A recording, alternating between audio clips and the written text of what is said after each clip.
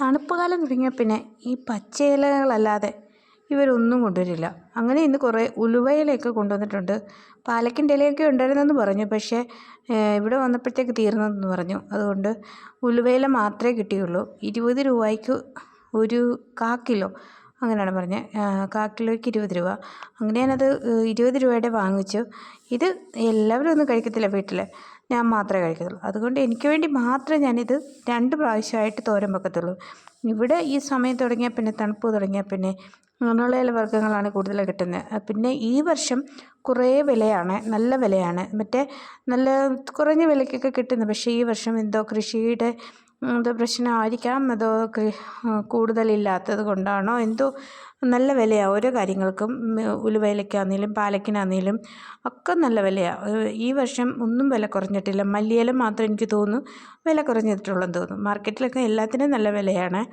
പിന്നെ ഈ തലയിൽ കൊണ്ടുവരുന്നവർ അവരുടെ കൃഷി സ്ഥലത്തു നിന്ന് പറിച്ചുകൊണ്ട് വരുന്നത് അതിൽ കുറച്ചൊക്കെ എനിക്ക് തോന്നുന്നു 5 രൂപയുടെയൊക്കെ വില കുറവുണ്ട്. മാർക്കറ്റിൽ പോയി വാങ്ങിച്ചാൽ ഇതിന് ഞാനിപ്പോൾ 20 രൂപയ്ക്ക് വാങ്ങിച്ച സാധനം 30 രൂപയ്ക്കേ കിട്ടത്തുള്ളൂ.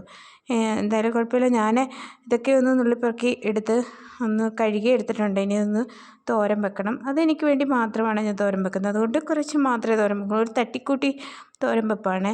നമുക്ക് മാത്രം കഴിച്ചാൽ മതി. അന്നേരം നമുക്ക് ടേസ്റ്റ് ഒന്നും വലുതായിട്ടൊന്നും നോക്കണ്ട. പിന്നെ ഈ ഇലത്തോരൻ വെക്കുമ്പം ഇവിടുത്തുകാർ നമ്മൾ മലയാളികൾ ചെയ്യുന്ന പോലെ ഒന്നും വെക്കത്തില്ല. ഇവർ ചുമ്മാ ഈ സവാളയും പച്ചമുളകും ഒക്കെ ഇട്ട് അതിൻ്റെ കൂടെ തക്കാളിയും കൂടി ഇട്ട് വഴറ്റിയെടുത്ത് അവർ പിന്നെ ഉരുളക്കിഴങ്ങ് കൂടി ചേർക്കും എന്ന് മാത്രമേ ഉള്ളൂ.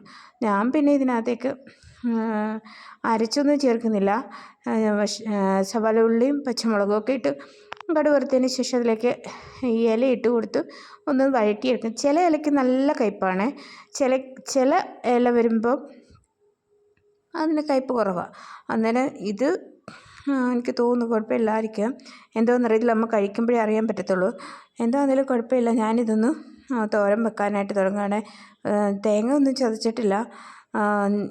കുറച്ച് ഉള്ളി ഒക്കെ ഇട്ട് ഇതൊന്ന് വഴറ്റിയെടുത്ത് അതിൻ്റെ വെള്ളമൊക്കെ ഒന്ന് പറ്റി കഴിയുമ്പം നമ്മൾ മലയാളികൾ എന്താണെങ്കിലും ഇച്ചിരി തോരൻ വെക്കുമ്പോൾ തേങ്ങ വേണമല്ലോ. അതുകൊണ്ട് ഞാൻ കുറച്ച് തേങ്ങയൊക്കെ ചേർത്താണ് തോരൻ വെക്കുന്നത്.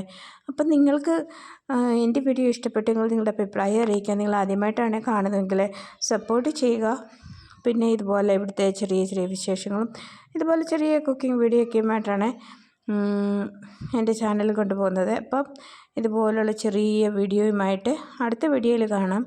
നിങ്ങൾക്കന്നേരം ഇഷ്ടമാണോ ഈ ഉലുവയിലത്തോരൻ? അതുകൂടി അറിയിക്കുക.